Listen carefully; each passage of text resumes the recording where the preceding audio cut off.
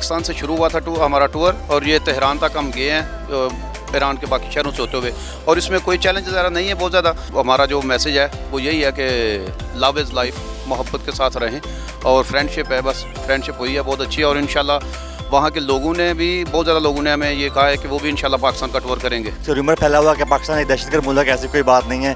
हम मुल्तान से लेके कोयटा तक, कोई आप देख लें बलूचिस्तान सारा घूमा, कोई किसी को कोई रिस्ट्रिक्शन नहीं है, वहाँ पे कोई प्रॉब्लम नहीं है, हर बंदा इजीली मूव कर सकता है हर जगह पे। फर्स्ट वर्ल्ड कंट्री, उनको यही मालूम है कि ये दहशतगर्द कौम है, यहाँ पे हर वक्त खाना जंगी और लड़ाई और हर वक्त जो है ये मसाइल का शिकार रहते हैं। ऐसा कुछ नहीं है।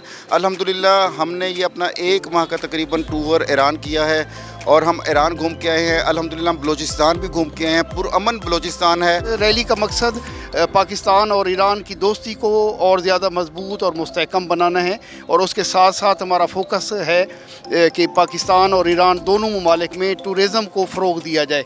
और उसमें हमने ईरान में काफ़ी क्लब्स और ऑर्गेनाइजेशन को विज़िट किया, जिसका एहतमाम पाकिस्तान में खाना फरंग ईरान लाहौर ने ऑर्गेनाइज़ किया, और पाकिस्तान अम्बेसी तेहरान और जहदान ने हमारी मुख्तलिफ़ विज़िट्स वहाँ ऑर्गेनाइज़ की। इंशाल्लाह फ्यूचर में इसके अच्छे नताइज आएंगे इंशाल्लाह, और दोनों ममालिक जो कई दहाइयों से टेररिज्म का शिकार रहे और काफ़ी ज़्यादा सफ़र हुए, इंशाल्लाह इस रैली से उसके बेहतर नताइज आएंगे, और पाकिस्तान और ईरान का दुनिया में एक सॉफ्ट इमेज डेवलप होगा इंशाल्लाह।